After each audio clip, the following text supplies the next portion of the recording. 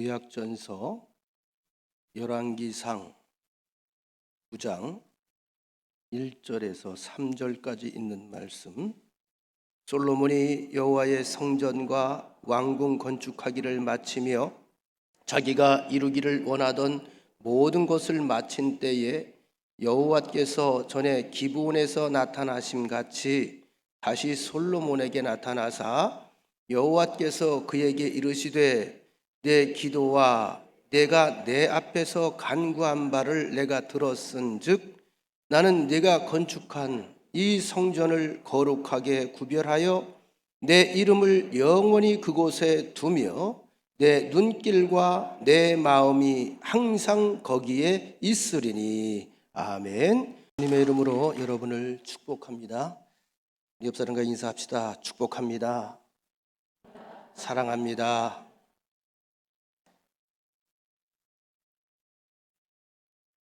그리고 다시 한번 인사합시다. 저는 당신의 영적 후원자입니다.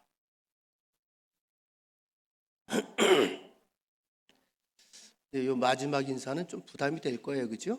영적 후원자란 얘기는 기도하겠다는 얘기거든요. 여러분, 그런 관계가 돼야 복된 교회고 복된 성도들의 관계가 되는 겁니다. 옆 사람과 인사하십시다. 앞으로 기도할게요.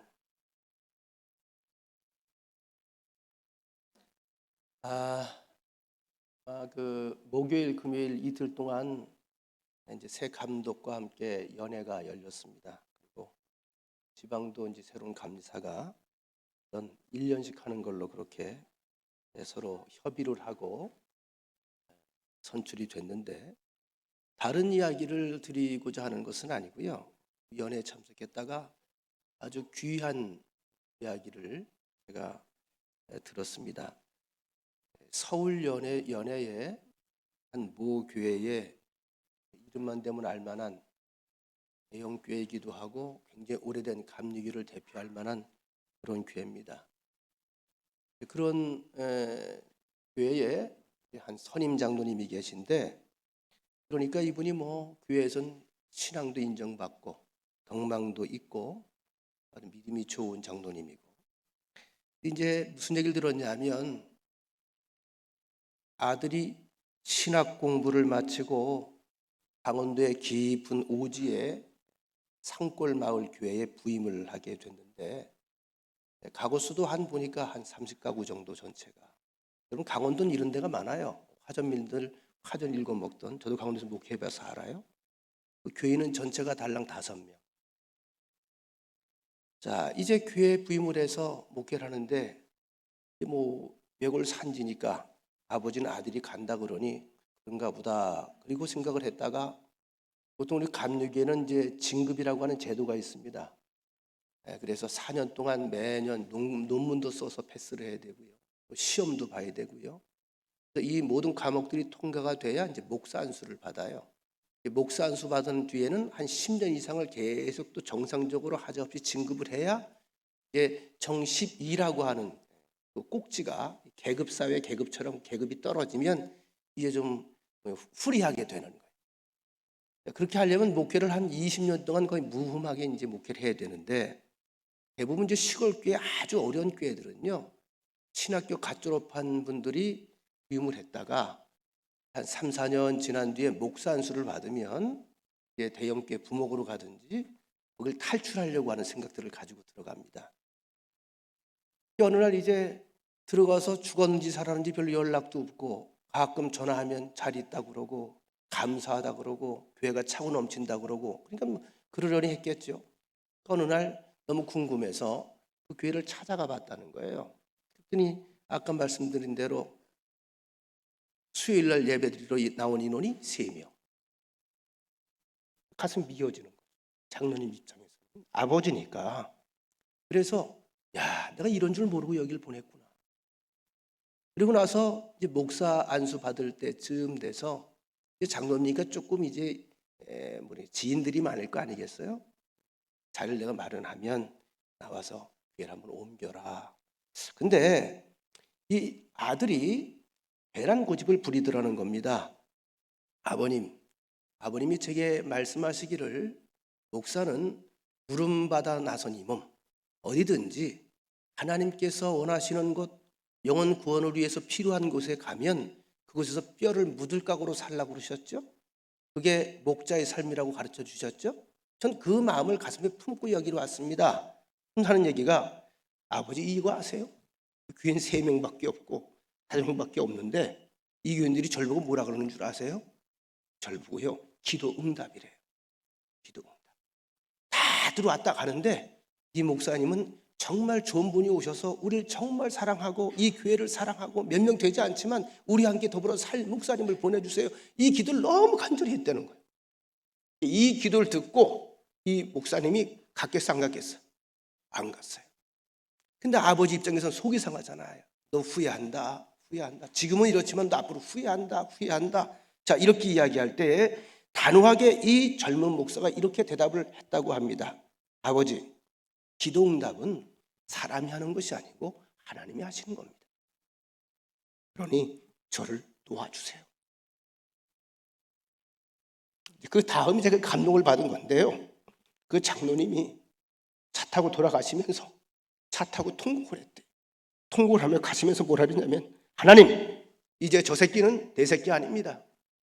저 아들은 내 아들 아닙니다. 하나님, 하나님의 종이니 하나님 책임지십시오. 전 그 얘기가 너무 가슴에 와 닿는 거예요. 그럼 여러분 생각을 해봅시다. 그게 꽤 오래전 이야기인데 그 교회는 지금 행복할까요? 행복하지 않을까요? 행복한 교회가 됐어요. 이 이야기를 하려고 해요. 여러분들이 지금 삶의 처소가 어떠하든지, 경제 형편이 어떠하든지, 어떤 기도 제목을 가지고 있든지 가장 먼저 우리가 확인해야 될 작업이 있습니다. 불평과 불만을 토로하기 전에 이 자리, 이 처소에서 하나님께서 나를 사랑하고 계시는구나, 나를 부르셨구나, 내게 하나님의 일을 위임하셨구나, 그래서 오늘도 살게 하시는구나, 우리 수입교회에서 교인들을 서로 보게 하시는구나, 내게 할 일이 있구나, 믿으시면 아멘. 이게 우리의 삶의 처소에서 하나님께서 우리를 지켜보신 하나님께서 원하시는 우리들의 고백인 줄로 믿습니다. 오늘 우리가 내용은 제가 잠깐 성경을 지금 봉독하기 전에 잠깐 제가 설명해 드렸습니다만, 솔로몬의 기도에 응답하시는 하나님의 응답의 내용들이 쭉 기록되어 있어요. 그런데 본문에 나오는 이 솔로몬 왕과 하나님과의 관계는 어느 날 갑자기 번개팅으로 이루어진 게 아니에요. 번개팅이란 말을 아시죠? 갑자기 모이자! 그래서 모이는 거. 그렇게 만난 사이도 아니고 그렇게 이루어진 것도 아니에요. 가만히 말씀을 준비하면서 이런 생각을 해봤습니다. 다윗이요, 나이가 30에 왕위에 올라서 40년 통치하고 임종을 합니다. 그런데 30에 올라서 7년 동안은 이스라엘 전체 통합왕이 아니라 헤브론 산지에서 유다 지파의 왕으로만 있다가 사울 왕이 죽고 그의 후예인 이스보셋마저 죽은 뒤에 나라가 통합이 돼요. 통합되고 33년을 더 통치를 합니다. 그래서 도합 총 40년 통치를 했는데 그에게는 아들이, 우리에게 알려진 아들이 10명이 있습니다. 10명 가운데에 솔로몬은 막내예요. 10번째 아들입니다. 그러면 솔로몬이 왕위에 오를 때가 20세라고 그랬어요. 쉽게 말하면 다윗이 50에 낳은 아들이에요. 제가 왜 이런 고민을 하고 이걸 왜 살펴봤냐 하면, 앞에 위에 있는 그 형제들은 여러분 어떻게 썩 행실이 좋았어요? 안 좋았어요? 하나님 무서워했어요? 안 무서워했어요? 인간적 야심만 가득 찼던, 암논, 압살롬, 아도니아, 다 인간적 야심만 가득했던 사람들이잖아요. 근데 이건 좀 별종이 나왔어요. 솔로몬 보시면 아주 얌전하고 여성스럽고 두려워하고, 그죠? 그러면서 하나님을 경외하는 마음을 가지고 그렇게 왕위를 시작을 합니다. 이 생각을 제가 해본 거예요. 그 위의 형제들과 솔로몬은 어떤 환경 속에 자랐을까? 이런 계산이 나오더라고요. 그가 30세 왕이 돼서 다윗이 7년을 헤브론 산지에서 왕 노릇하고, 그리고 통합왕이 돼서 주로 한 일이 뭐냐 하면 계속 전쟁했어요. 주변 나라들과 다 전쟁, 암못, 모앗, 에돔, 그리고 아말렉, 뭐 이런 주변에 있는 임금 국가들하고 계속 전쟁. 그래서 그의 삶은 전쟁의 삶이고 피의 삶입니다. 이것 때문에 성전 건축을 하나님께서 거절하셨죠. 그리고 나서 가장 한가할 때에 이제 전쟁도 다 소식이 내가 나서지 않아도 되고 다 통합이 되고 통치가 되고, 그래서 크게 신경 쓰지 않을 때에 사실 낳은 자식이 솔로몬이에요. 그러니까 바깥으로 나돌던 다윗이 더 이상 바깥으로 나돌지 않아도 돼요. 근데 우리가 아는 것처럼 다윗은 분명히 신앙의 심지가 굳은 사람이었어요. 그런 가운데에 솔로몬이 50에 넘어 났으니 얼마나 이뻤겠어요. 그 솔로몬에게 뭘 가르쳤겠어요? 말씀을 가르친 거예요. 예배를 가르친 거예요. 그 당신이 경험했던 하나님에 대한 이야기를 들려주는 거예요. 이렇게 아빠가 죽을 뻔했단다.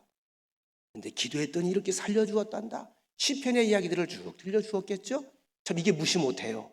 어릴 때 그런 교육을 받고 솔로몬이 자랐기 때문에 어린 나이에 왕위에 올라가 있으면서도 제일 먼저 한 일이 뭡니까? 예배를 먼저 배우고 기도를 하는 행위를 먼저 하는 거예요.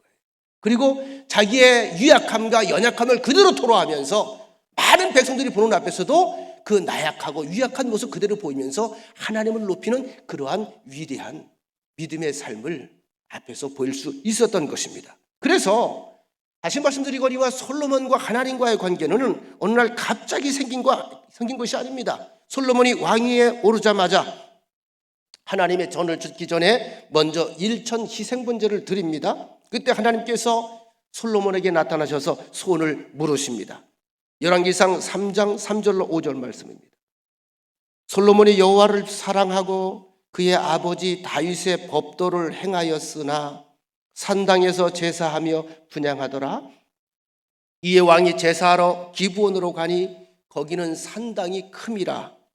솔로몬이 그 제단에 1000번제를 드렸더니 기브온에서 밤에 여호와께서 솔로몬의 꿈에 나타나시니라. 하나님이 이르시되, 따라합시다. 내가 네게 무엇을 줄꼬 너는 구하라. 아멘. 자, 우리가 이 질문에 항상 제가 그런 얘기를 하죠.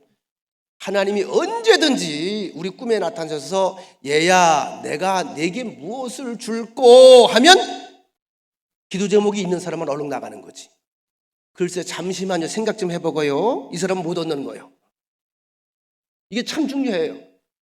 자, 이 왜 중요하냐 하면 평소에 마음에 담은 꿈이 있고요. 또 하나는 기도의 생활이 계속 연결된 사람만 이런 하나님의 영적 물음에 즉각 대답할 수 있다는 겁니다. 불현듯 어느 날 만난 그런 관계 속에서 이런 말이 나오질 않아요. 자, 솔로몬이 즉각 구했습니다. 즉각. 하나님께 구한 것이 뭐였죠? 지혜입니다. 열왕기상 3장 10절 말씀 같이 한번 읽겠습니다. 시작. 솔로몬이 이것을 구하며 그 말씀이 주의 마음에 든지라. 따라합시다. 그 말씀이 주의 마음에 든지라. 솔로몬의 기도가, 솔로몬의 대답이, 솔로몬이 구한 것이, 솔로몬의 이 마음이 하나님의 마음과 합치됐다는 얘기예요. 오늘 본문에 있는 이야기를 통해서 우리가 한 가지 오해를 하면 안 돼요. 물론 하나님은 우리의 기도를 들어 응답하시는 분인 것은 확실합니다. 살아계신 하나님, 들으시는 하나님, 움직이시는 하나님, 행하시는 하나님, 역사하시는 하나님, 응답하시는 하나님. 여러분들이 아멘을 자꾸 그렇게 아멘에 대해 인색하면 안 돼요. 늘 얘기하잖아요. 우리 교인들은 그게 좀 인색해. 예를 들어서 여러분 제가 아주 쉬운 간증을 알려드릴게요. 제가 성경 공부를 지금 계속 하고 해오고 있잖아요. 과거에 한 20년 이상 했던 겁니다. 근데 성경 공부 시간에 같이 성경을 읽는 시간들이 있죠, 가끔. 그 성경 읽다가 많은 기적들을 체험했다고 교인들이 간증을 해요. 읽고 아멘 하는 순간에 마음에 부딪히는 게 있을 거 아니에요. 아, 이랬으면 좋겠다. 하나님 될 줄로 믿습니다. 그거 된다는 거예요. 오늘도 마찬가지입니다. 여러분 어떤지 모르겠지만 제가 예배 시간에 교독문 우리가 서로 간에 교독하죠. 여러분 어때요? 그냥 읽으시나요? 저는 매절 끝에마다 아멘 아멘. 왜? 그러면 그 역사가 일어나요. 아주 간단한 원리예요. 내 마음을 실리는 거예요. 내 중심을 실는 거예요. 그래서 우리가 성경을 읽을 때마다 뭐예요? 아멘을 어떻게 남발해도 괜찮아. 아멘 많이 해서 손해볼 게 없어. 이것을 구하며 주의 말씀에 그 말씀이 주의 마음에 꼭 든지라. 우리의 기도와 우리의 간구를 들으시고 응답하시고 역사하시고 행하시고 해결해 주신 하나님이 계신 줄로 믿습니다. 그런데 여기서 오해하지 말아야 될 게 있어요. 성경이 빌립보에서 말씀했지만은 이걸 오해하면 안 돼. 내 모든 간구와 내 모든 기도에 응답을 하시는데 좀 깊이 생각해야 되겠죠? 여러분, 우리가 차 타고 가면서도 기도하잖아요. 그죠? 속상할 때도 기도해야 안 해? 하죠? 화날 때 기도해야 안 해? 여러분들 어떻게 보면 입으로 하는 모든 것들이 기도의 행위가 될 수가 있는데 여러분들의 마음속에 순간 감정이 확 안 좋은 감정이 일어나면 좋은 기도가 나올까 저주의 기도가 나올까? 이 생각 안 해보셨어요? 하나님께서 다 안전장치를 해놓은 거야. 저주의 기도를 나와.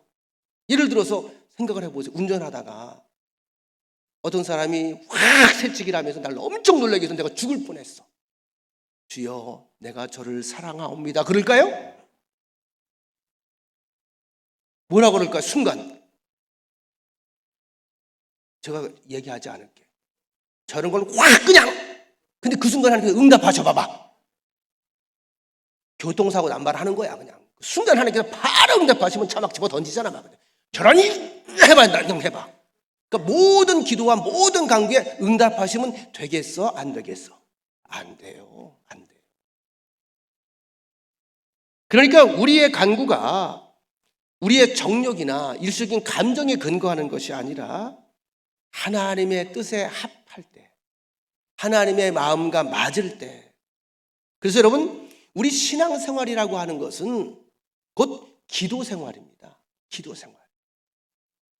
기도생활. 기도생활은 뭘까요? 거룩한 생활. 기도가 뭘까요? 하나님과 날마다 교통하는 게 기도예요. 대화하는 게 기도예요. 절대로 기도는 일방통행이다, 쌍방통행이다. 쌍방통행이에요. 근데 우린 보통 기도를 오해해. 하나님, 당신 상관없어. 당신이 기분 나쁘든지 기분 좋든지 아버지 그건 상관이 없어. 아버지의 감정 상관이 없어. 아버지가 날 어떻게 보든 상관이 없어. 죄시였어 안 주면 말고. 이런 일방적인 기도를 우리가 너무나 많이 하잖아요. 그죠?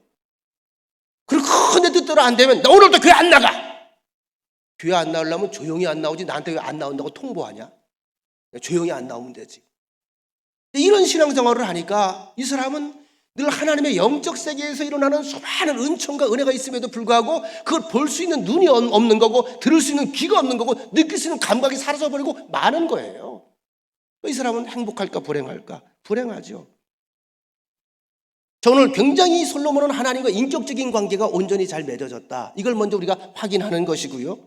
오늘 본문의 1절을 보십시다. 1절 같이 한번 읽겠습니다. 시작. 솔로몬이 여호와의 성전과 왕궁 건축하기를 마치며 자기가 이루기를 원하던 모든 것을 마친 때에 솔로몬이 원하던 것을 이루기를 원하던 모든 것을 솔로몬이 원했던 거예요. 솔로몬이 이렇게 하기를 원했어요. 그 모든 것을 다 마쳤어요. 그런데 그 일이 하나님을 굉장히 기쁘게 했다는 거죠.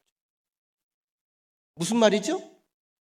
하나님의 소원과 솔로몬의 소원이 같았다는 거예요.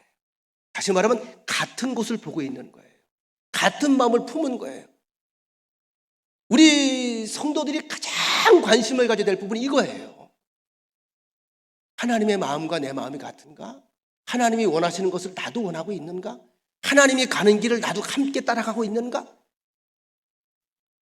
그러니까 솔로몬이 계획했던 모든 일들이 모두 하나님을 위한 일이었다. 하나님 그걸 알아보셨다. 그렇죠? 그래서 솔로몬의 손을 물으신 거예요. 네가 내 마음에 딱 드는 자구나. 너 또 필요한 거 없니? 이렇게 물으신 거예요. 제가 오래전에 필리핀에서 있었던 일이 참 인상 깊게 남아있는데 연애 때문에 이제 김성준 목사님이 들어와서 지금 동두천 교회 가 계신데 이번 연애 때 그런 얘기를 이제 했어요. 어떤 일이 있었냐면 과거에 함께 이제 선교지 일정을 돌아보면서 뭐 쌀도 건네주고 잠깐 예배 인도도 하고 이제 이럴 때가 있었는데, 이제 김 선교사님이 아주 급한 일이 있어서 나를 떨구고 사라져야 돼. 잠깐 볼일을 보고 온다는 거예요. 반나절에. 나 혼자 통역이 안 되잖아요. 어딘지도 모르고. 그랬더니 이제 거기에 온 지 2년 된 후배 선교사를 2년 된 후배 선교사를 저한테 붙여줬어요. 잘 모시라고. 근데 제가 놀란 게, 야, 이 선교사가 저보고 선배님 하면서 모시고 다니는데 따갈로로 하는데 막힘이 없어. 기가 막히게 하는 거예요. 그냥 뭐 다다다다다다다다 하는. 난 깜짝 놀랐어. 그래서 내가 고향이 필리핀이냐고 물어봤어. 그건 아니래. 이야, 참 대단하다. 이렇게 그냥 유창하게 영어도 아니고 그냥 따갈로로 하는 거, 얼마나 피나는 노력을 했으면 그 다음 얘기가 더 중요해. 가만히 내가 유심히 보니까 막 유창하게 말을 하는데 듣는 상대 쪽의 표정은 이상한 거야. 감 잡았어? 응. 저쪽에서는 알아듣는다는 거, 못 알아듣는다는 거예요. 못 알아듣는 거요. 나중에 내가 김성 교사님 만나서 그랬지. 야, 말은 유창하게 잘하는데 표정들이 이상하더라. 그랬더니 나를 쳐다보면서 웃어요. 내가 그럴 줄 알았지. 와서 그래도 한 6, 7년 정도 공부를 해야 되는데 2년 됐는데 본인은 되든 안 되든 지가 아는 단어를 다 생겨서 막 떠든다는 거야. 그래서 아주 저 물건이라는 거야, 물건. 그 선교사가 이번에 와서 인사를 했어, 연애 때 가서. 내가 그때 그 얘기를 해줬어. 그게 바로 한 6, 7년 전 일이야. 그래서 아니 그때 난 몰랐는데 저쪽에는 알아듣지 못하는 것 같은데 그렇게 내 앞에서 당당하게 이렇게 얘기를 막 하는데 내가 나중에 어이가 좀 없더라. 그랬더니 뭐라 그러는지 아세요? 아이 선배님, 그때는요 선배님한테 잘 보이고 싶어서, 어차피 선배님은 따갈로 모르잖아요. 잘 보고 싶어서 막 그랬다는 거예요. 지금은 잘한대. 제가 왜 이런 얘기를 하느냐 하면, 우리에게 기도라고 하는 엄청난 은사와 축복과 특권을 주셨는데, 기도는 일방적으로 내가 하고 싶은 말을 하는 게 기도라는 거예요? 아니면 상대에게 들려줘야 된다는 겁니까? 들려줘야 되는 거예요. 그래야 소통이 되는 거예요. 기도는 따라해. 기도는 대화다. 기도는 소통이다. 소통이 이루어져야 돼요. 소통이. 교인과 교인 간의 소통이 이루어져야 돼요. 목사와 성도 간에도 소통이 이루어져야 돼요. 제가 여기서 이제 목회를 한 13년 하다 보니까 한 가지 좋은 게 있어요. 뭐가 좋은 줄 아세요? 제가 여러분들 눈빛만 봐도 무슨 생각하는지가 쇽쇽쇽 보여요. 거의. 기분이 어떤지가 그냥 느껴져요. 컨디션이 어떤지가 느껴져요. 그리고 자꾸 측은한 마음도 들고요. 그럼 반대로 여러분들이 제 목소리 톤이라든지 제가 말하는 것을 들으면서 제 기분을 느끼나요? 못 느끼나요? 느끼죠. 하루아침에 안 일어나요. 아, 이게 참 좋구나. 이게 가족이구나. 그러니까 이제 아프면 아프다고 말하지 않아도 아픈 줄 알아요. 아시겠어요? 옛날에는 몰라줘서 서운했는데 아니, 이제는 그냥 아픈 줄 알아요. 느껴지니까. 이 얘기 뭐죠? 깊은 소통의 관이 열렸다는 이야기야. 그래서 저는 감사해. 야고보서 4장 3절에 보면 우리 성도로서 경계해야 될 기도, 구하여도 받지 못하면 정욕으로 쓰려고 잘못 구하기 때문이라. 구해도 받지 못하면, 구하긴 구하는데 받질 못해요. 응답이 없어. 하나님 주질 않아요. 왜? 정욕으로 쓰려고 잘못 구하기 때문에 이거 받으면 열어 닫혀. 또 사도 바울도 로마서 13장 14절에서 이렇게 권면합니다. 오직 주 예수 그리스도로 옷 입고, 주 예수 그리스도로 옷을 입고 정욕을 위하여 육신의 일을 도모하지 말라. 이렇게 기도 생활이라고 하는 것은 우리가 하나님께 아뢰에 있는 시간뿐만이 아니라 거룩한 삶을 사는 생활입니다. 우리 삶 속에서, 일상생활 속에서 늘 하나님과 소통하는 그런 동행하는 삶을 살라는 거예요. 바로 그 자리가 기도의 자리고 그 자리가 응답의 자리라는 것입니다. 여러분, 솔로몬의 삶이 거룩했을 때, 하나님을 경외하는 마음 가지고 있을 때, 그의 정치가 왕국을 굳건히 할 뿐만이 아니라 하나님의 성전을 굳건히 했던 때에, 그때 하나님께 구했더니 하나님께서 그를 기뻐하셨다는 이야기가 오늘 본문의 이야기입니다. 그래서 주신 축복의 말씀이 뭐죠? 3절 말씀이에요. 함께 읽겠습니다. 여호와께서 그에게 이르시되 내 기도와 네가 내 앞에서 간구한 바를 내가 들었은즉 나는 네가 건축한 이 성전을 거룩하게 구별하여 내 이름을 영영히 그곳에 두며 내 눈길과 내 마음이 항상 거기에 있으리니. 요즘 우리가 함께 이제 솔로몬 왕국의 화려함과 솔로몬의 통치 상황에 대해서 공부를 했었죠. 그런데 여러분, 마음이 통쾌해요? 뭔가 좀 찜찜함이 아직 있어요. 찜찜함이 있죠. 공부 안 하면 몰라. 찜찜함이 있죠. 왜 찜찜하죠? 그게 좋고 화려하고 시원한 데로 가지 않고 뭔가 좀 이게 좀 뭔가 그죠? 암울한 기운이 뭔가 스며들어 온단 말이에요. 열왕기상 9장 이하에 보니까 솔로몬의 위대한 왕국, 번영국가, 주변에 감히 맞상대할 만한 적대 국가가 아무도 없었어요. 이스라엘 역사는 지금까지 이런 예는 없었습니다. 그런데 솔로몬의 몰락이 스멀스멀 시작돼요. 그의 거룩함이, 그의 부귀영화가, 그의 명성이 올라가면서 나라가 부강해지면서 이것이 어떻게? 그의 호화로움이 한 개인의 자꾸 정력적인 모습으로 뒤바뀌어간다는 거예요. 열왕기상 11장 9절로 10절 말씀 보겠습니다. 솔로몬이 마음을 돌려 이스라엘 하나님 여호와를 떠남으로 나오잖아요. 마음이 딴 데로 가기 시작했어요. 솔로몬이 마음을 돌려 이스라엘 하나님 여호와를 떠남으로 여호와께서 그에게 진노하시니라. 얘기 뭡니까? 서운해하시더라.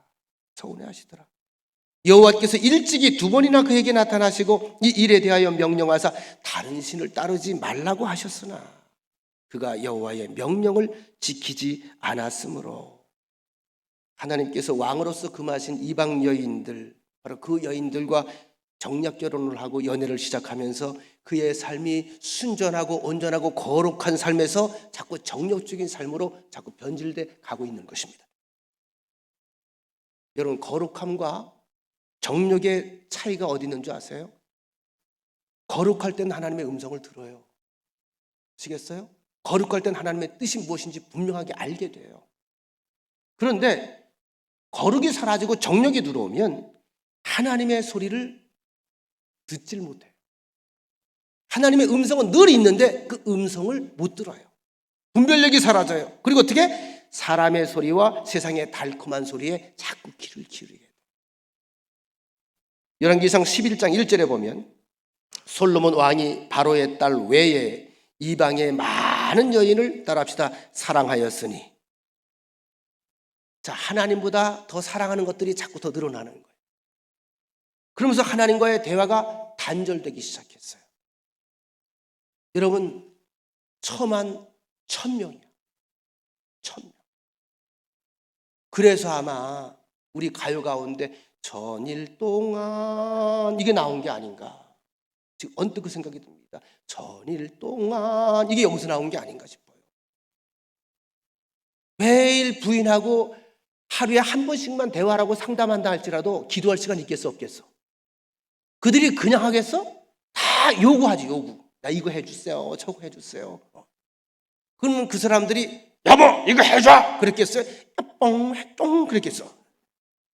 어떻게? 가정의 불화가 없기 위해서는 들어야 되는 거야. 그리고 어떻게? 이러면서 자꾸 정욕적으로 가는 거예요. 세상 소리에 듣는, 넘어가는 거예요. 마음을 주는 거예요. 거기에 빠져버리는 거예요. 이것이 이제 거룩함을, 하나님의 음성과 거룩함을 구별하는 능력이 점점 사라지기 시작하는 거예요. 오늘 우리가 사는 이 세대도 마찬가지입니다. 하나님의 음성이 없는 게 아니에요. 하나님의 음성을 분별할 수 있는 그 거룩함을 우리가 자꾸 상실하는 삶을 살아가. 너무 세상 일에 바빠요. 돈 버는 일에 바쁘고 너무 바빠요. 바빠도 놓치지 말아야 될 게 있어요. 아무리 바빠도 기도의 역사가 일어나면 기도의 역사가 더 앞서가. 양심하세요. 기도의 역사가 앞서가요. 기도의 역사 없이 인간의 힘으로 막 발버둥쳐 살아봐요. 힘은 힘대로 빠지고 진은 진대로 빠지고 살만하면 넘어지지. 꼭 기억하세요. 하나님의 복이 함께 가야 돼. 하나님의 역사가 함께 가야 돼. 하나님의 기쁨이 함께 가야 될 줄로 믿습니다. 우리가 모든 일을 아무리 열심히 하고 잘한다 할지라도 기도하지 않으면 성공할 수 없어요. 이번 연애 가서 제가 마음이 조금 짠한 게 있었는데 선한목자교회 유기성 목사님, 한국이 낳은 대표적인 목회자상 가운데 하나죠. 책도 많이 쓰셨고 또 예수 담기 운동도 벌이셨고 또 선한목자교회도 우리 감리교 교단을 대표하기도 하지만 초교파적으로도 이제는 알려져 있는 그런 모델이 되고 모범이 되는 교회입니다. 또 올해 65세인데 은퇴를 했어요. 자원 은퇴. 그러면서 하는 얘기가 그런 얘기를 하더라고요. 은퇴가 이렇게 힘든 줄 몰랐다. 참 사는 게 힘들더라.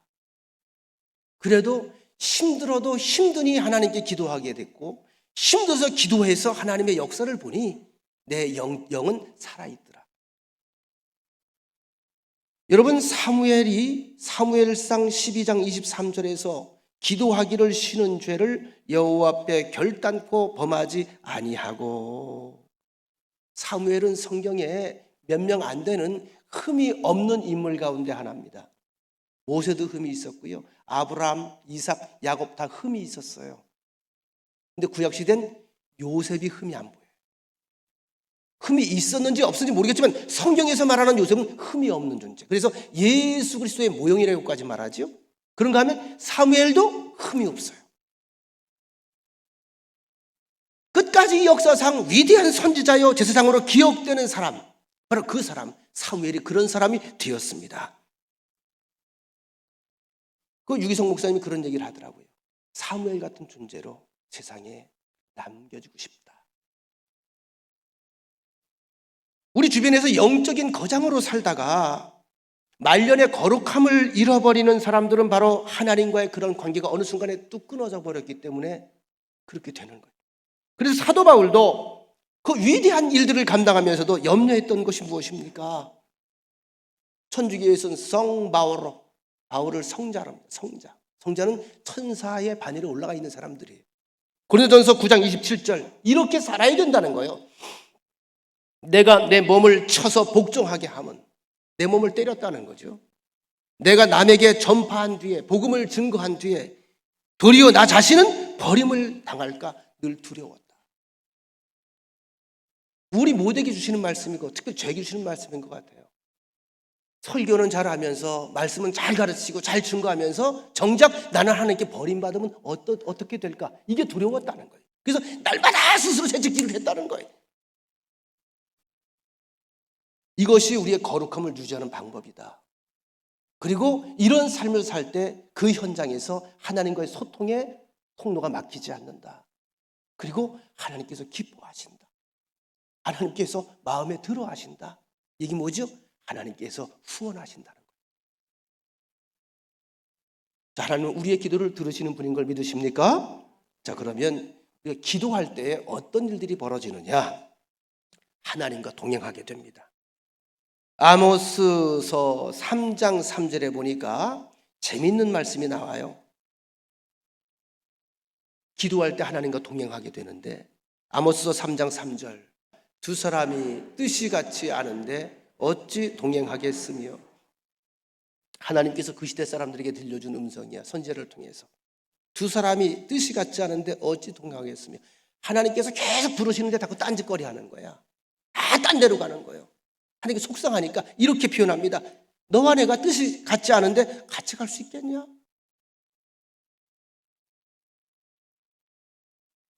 미국의 복음주의 개신교 목사님으로, 물론 지금은 고인이 되셨습니다만 꽤 큰 영적으로 영향을 미쳤던 목사님 가운데 에이든 윌슨 토저라고 하는 목사님이 계십니다. 이분이 이제 낸 그 쓴 책 가운데 세상과 충돌하라.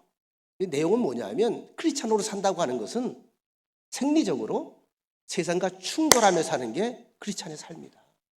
예수님께서 세상과 충돌해서 십자가를 지신 것처럼 하나님을 쫓는 삶, 그리스도를 쫓는 삶, 그리스도를 믿는 삶은 세상과는 충돌하는 과정들이 벌어진다는 거죠. 그런데 우리는 어떻게? 하나님과 동행하기로 작정한 사람들이잖아요. 그죠? 예수님과 동행하기로 작정한 사람들이잖아요.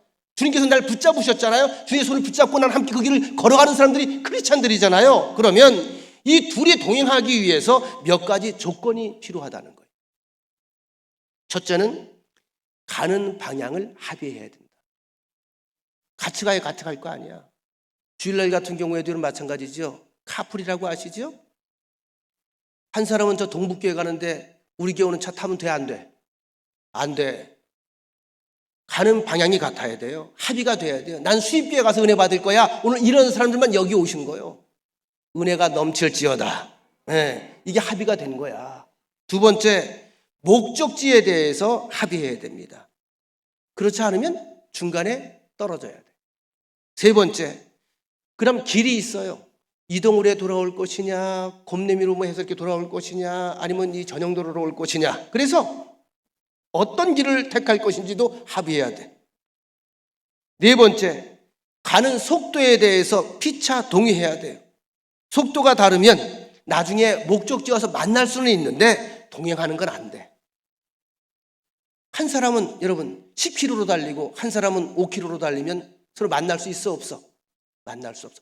제가 여러분 우리 교회 부임해가지고 제일 힘들었던 게 뭔지 아세요? 속도 조절이었어요. 속도 조절. 여러분 기억하시나요? 제가 새벽에 주기도문 하면 목사님 너무 빨라요. 몇 분이 그랬어요. 따라가다 숨 막혀 죽겠어요. 승격이 급하니까 난 빠른지 모르지 그냥 늘 그랬으니까. 근데 노인들이 많다 보니까 못 따라와. 그냥 어느 순간에 처음에 좀 답답해했는데 그래 맞춰 살아야지. 빨리 끌고 가면 야곱이 애서 따라가다가 식구들 죽을 것 같으니까 내가 내 발로 내 길에 맞춰서 가겠습니다. 이게 사실은 지도자의 모습이잖아요. 근데 여러분 지금 보면요. 제가 많이 여러분하고 닮았어요. 이제. 뭘 닮은지 아세요? 계단 올라오는 속도가 똑같아. 계단 내려가는 속도도 똑같아. 왜? 여러분 내가 빨리 내려갈 줄 몰라서 빨리 내려갈 줄 아는 것 같아요? 그럼 여러분들이 그걸 아셔야 돼요. 우리 목사님이 나와 나란히 동행하길 원하시는구나. 눈치 빠른 사람, 배운 사람, 격이 있는 사람, 그리고 굉장히 신사적이고 굉장히 예의 바른 사람들, 많이 배운 사람들은 이럴 때 아멘해. 그리고 무엇보다 중요한 거 서로 함께 동행할 의사가 있는지 확인해야 돼요. 다시 말씀드립니다. 기도는 나 혼자 일방적으로 내 마음을 토로하고 내 소원을 쏟아놓는 일방적인 것이 아니다. 요한복음 16장 12절 말씀에 보면 내가 아직도 너희에게 이를 것이 많으나 지금은 너희가 감당하지 못하리라. 예수님께서 하신 말씀이거든요. 지도들에게 하고 싶은 말이 많아요. 가르쳐줄 게 좀 많이 있어. 그런데 지금은 너희가 감당하지 못할 것이다. 그러니까 다 알려주겠다는 건 지금은 아니라는 거야. 지금은 아니라는 거야. 아니라는 거예요. 이 정도 수준이 되면 알려줄게. 또 이 정도 수준이 되면 그 다음에 알려줄게. 이 수준을 맞춰가야 돼요. 제가 감히 장담하지 못하지만 제 마음의 고백을 여러분에게 들려드리면 우리 교회는 더 앞으로 좋아집니다. 부흥합니다. 굉장히 활기 넘칩니다. 더 큰일 할 줄로 믿습니다. 제 믿음뿐만이 아니라 분위기가 그렇게 지금 형성이 되고 있어요. 형성이 되고 있다고요. 왜? 말씀이 들어가잖아요.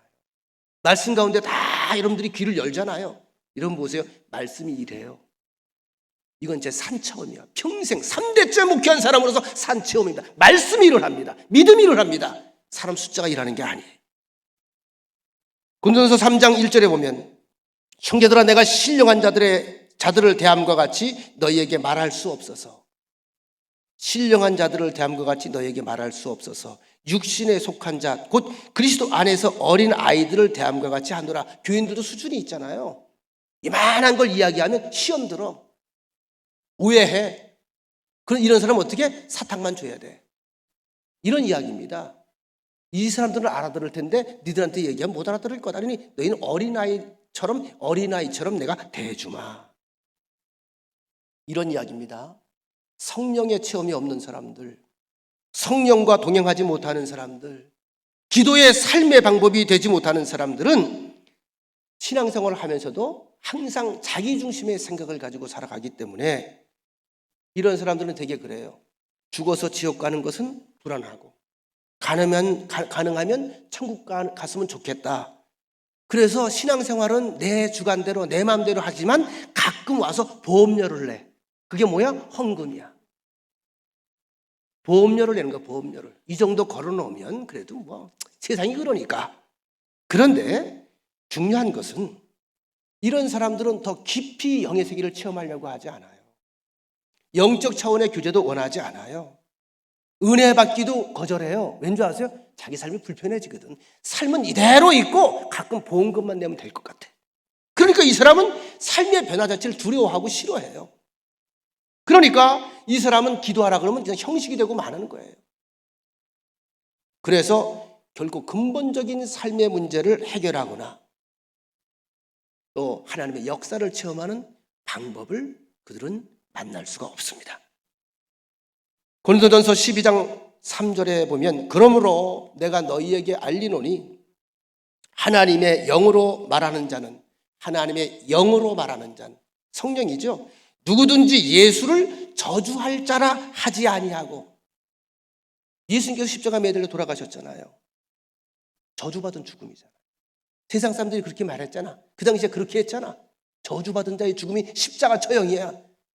근데 하나님의 영으로 말하는 자, 성령이 들어와 있는 자는 그렇게 말하지 않는다. 예수의 죽음을. 또 성령으로 아니하고는 누구든지 예수를 주시라 할 수 없느니라. 자, 이 키가 어디 있다는 거죠? 성령의 임재입니다. 성령의 임재. 기도하면서 하나님과 동행하기를 원한다고 하는 것은 우리에게 또 한 가지의 숙제를 줍니다. 인간적 의지와 결단을 하나님께서 요구하는 부분들이 있어요. 이것을 방해하는 것을 내가 과감하게 자꾸 치워야 돼요. 이것이 우리 삶의 형태 속에서 싸워야 되는 우리의 몫입니다. 우리에겐 자유의지가 있잖아요. 이런 예를 들어보겠습니다. 제가 이제 여러분 아시는 것처럼 오래전부터 식도염이 좀 있어요. 아주 오래됐어요. 제가 가끔 이렇게 하는 게 자꾸 여기가 이제 자꾸 아파요. 염증이 있어가지고.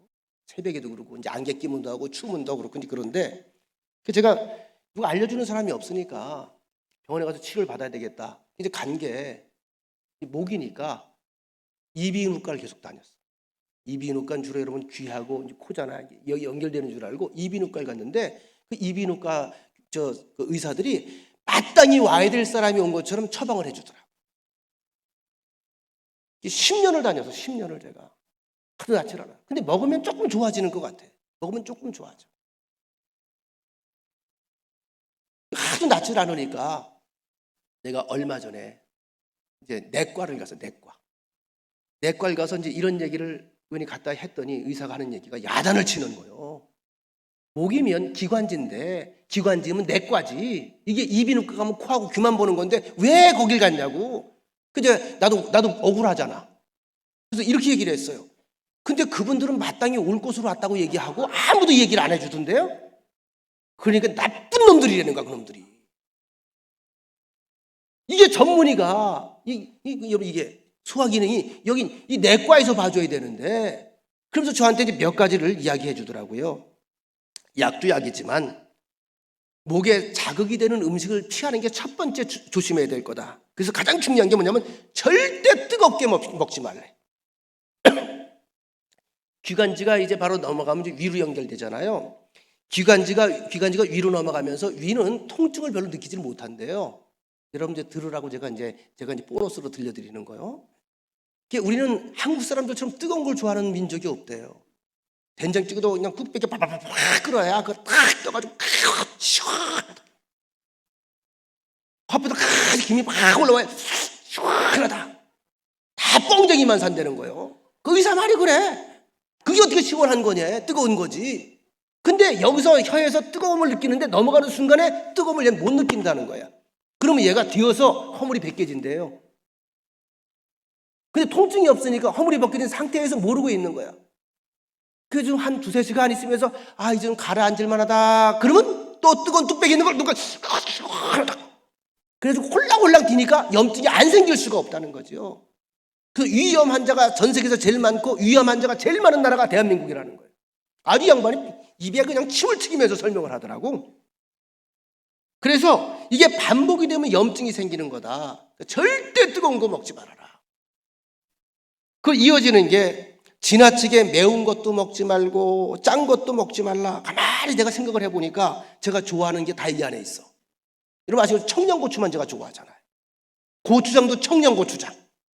뜨겁고 얼큰하고 칼칼하고 짭짤해. 이걸 내가 다 좋아해. 그렇게 먹지 말라는 거예요. 자, 그러니까 좋아하는 대로 먹지 말고 취향대로 먹지 말고 어떻게 하라는 거예요? 찬물 타서 미지근하게 먹으라는 거예요. 자극적이지 않게 식생활을 바꾸라는 거거든요.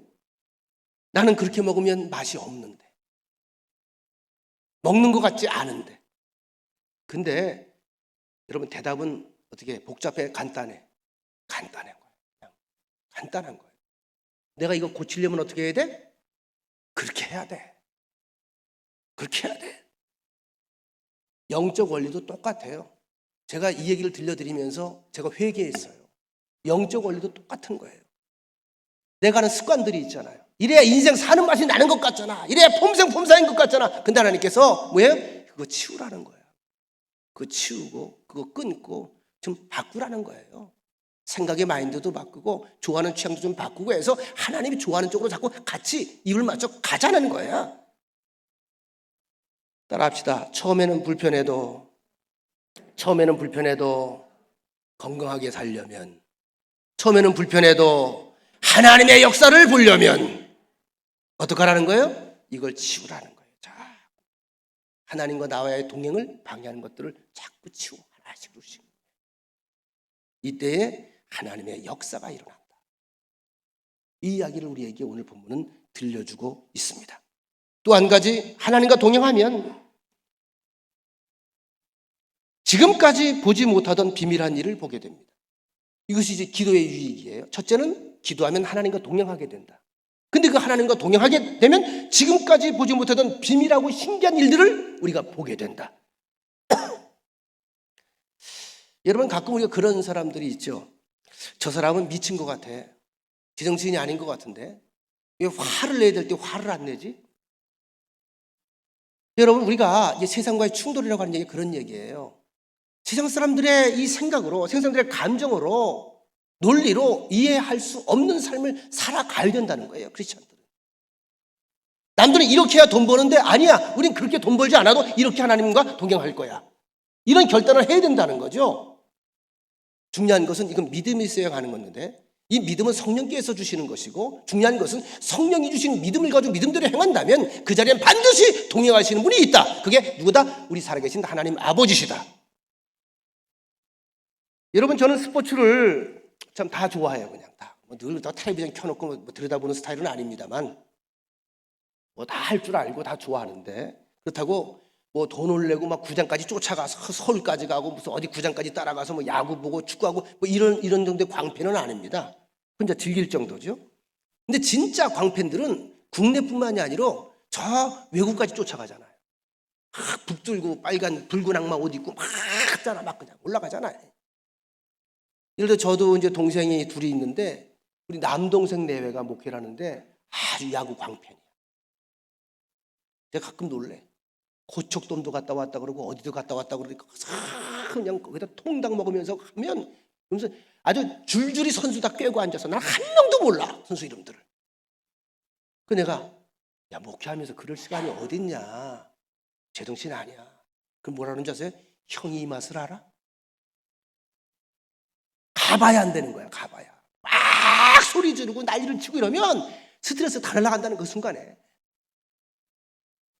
제가 이 생각이 언뜻 나네요. 제가 한 25년 전이네요. 목회를 하면서 대학원 과정을 이제 밟았는데, 강원도에서 목회를 하면서 저 서울 감신에 이제 대학원 과정을 제가 밟았어요. 그러니까 이제 이틀 공부를 해요.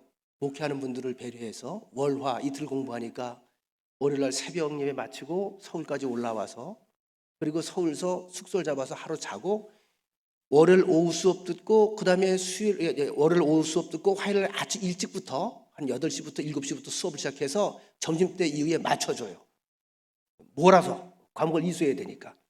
그런데 첫날 강의 시간이 이제 마지막 시간이 한 8시경이 돼야 이제 끝나는데, 9시나 보통 6시 반쯤 되면요, 제가 신기한 게, 목회하다가 이제 올라오신 분들도 많을 거 아니에요? 그 머리가, 그때는 난 벌써 30대였고 그 양반들은 이제 연세가 희끗희끗한 분들이니까, 수업 딱 시작하고 출석 부르고 한장 하다 보면 쏴한 느낌이 들어. 이렇게 보면 사람들이 사라져. 냉천동에 있거든, 감신이. 사라져. 근데 목사님들이 얼마나 웃긴 줄 아세요? 그래도 교수에 대해서 예행 지켜야 된다고 뒤에 쪽문을 열어놓고 그걸 기어서 나가. 이게 내가 볼 때 너무 이해할 수 없는 거야. 그게 잊혀지지가 않아.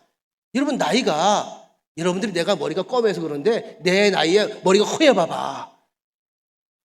30대가 나발 땐 큰 아버지 같고 어른이잖아. 근데 이분들이 이렇게 하고, 그 교회도 적은 교회 목사님들, 큰 교회 목사님들이 이렇게 하고, 뒤에서 보면 궁뎅이가 오래 궁뎅인데 눈 뜨고 못 봐서 나가. 그러고 나서 이제 수업이 마치고 숙소에 가면 숙소들 가서 이제 만나잖아요. 만나면 다 목이 쉬어 있어. 아까는 이 목사 그런 사람이 이 목사 이렇게 돼. 근데 궁금해서 물어봤어. 목사님 어디 갔다 오셨냐고, 뭐 급한 일이 있냐고, 화장실 가셨냐고. 근데 왜 안 들어오셨냐고. 자기들끼리 눈을 캬 하면서 몰라도 된대. 나중에 안 게 야구장 갔다 오더라. 동대문, 그 종합운동장이 동대문에 있는 거 맞아? 네, 거기를 이렇게 가서 막 소리 와 이래서 목에다 신 거야. 이게 제가 꼭 그래야 되겠어요? 그렇게 좋아요? 근데 이분들이 원래 이제 야구 팬들인데 되게 야구 좋아하는 분들이 인천 출생들이 많아요. 인천 분들이거든요.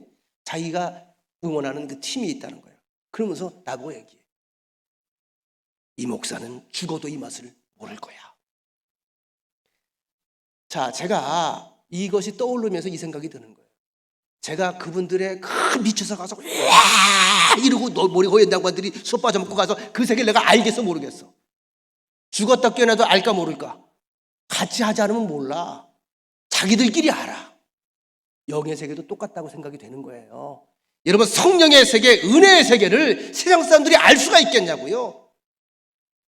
혼자 뭘 뒤다보면서 좀 멀쩡히 남들은 걸어가고 남들 바빠 죽겠는데 혼자 춤을 추고 앉아있어 보니까 지들은 못 보이는 게 우린 보이거든요. 이렇게 사는 것이 세상과의 충돌이에요. 우리 성도들은 마땅히 이렇게 살아야 된다는 거예요. 은혜의 세계 안에서 춤을 추며 성령의 세계 안에서 하나님의 역사를 지향하며. 여러분, 성령이 너희에게 임하시면 너희가 권능을 받고, 사도행전 1장 8절 말씀이죠. 성령이 너희에게 임하시면 너희가 권능을 받고. 성령이 임해야 돼요. 그냥은 몰라요. 이스라엘 예수님의 12제자들, 가룟 유다를 제외한 11명의 제자도 마찬가지지요. 그 예수님과 숱한 일들을 같이 공유하고 같이 먹고 마시며 같이 잠을 자고 많은 복음을 들었어도 성령이 임재하기 전까지 그들은 예수의 삶, 예수의 인생, 십자가의 의미를 진정 알았어요? 몰랐어요? 몰랐어요. 오순절의 마가다락방에 성령의 역사가 임재하면서 그 세계에서 눈이 열리는 거예요. 환희에 차는 거예요. 부활신앙이 생긴 거예요. 천국이 보기 시작하는 거예요. 이 땅이 전부가 아닌 걸 알게 된 것입니다. 그래서 우리의 능력은 어디서 온다? 성령을 통해서 온다. 적극적인 사람이 성령을 받기도 하지만 더 이것을 바꿔서 돌려 말하면 성령이 임하면 사람이 적극적인 삶을 살게 돼요. 성령이 임하시면 하나님이 원하시는 사람이 됩니다. 성령님은 구하고 찾는 자에게 찾아오십니다. 성령을 우리에게 부어주십니다. 그러면 성령은 어떻게 역사를 할까? 에이든 윌슨 토저라고 하는 분의 얘기를 아까 잠깐 해드렸죠. 이걸 가리켜서 전문 용어로 내면의 부흥이라고 하는 말로 표현을 했어요. 내면의 부흥. 성령이 임재하면 내면이 부흥이 시작된다는 거예요. 부흥은 뭐죠? 영어로 revival. 리바이벌은 뭐예요? 다시 되풀이하는 거예요. 뭐가 되풀이돼? 하나님께서 애초에 창조하셨던 거룩한 영, 정직한 영들이 이 안에서 꿈틀리고 움직이기 시작하는 거예요. 그럼 누가 역사한다? 하나님의 뜻이 역사하기 시작한다. 성령이 우리에게 오시면 모든 것을 깨닫게 하십니다. 내면의 부흥이 일어납니다. 그러면 희한한 일이 벌어집니다. 막혔던 삶의 문제들이 열리기 시작합니다. 뚫리기 시작합니다. 이것이 약속이고 언약이고 신앙의 신비다.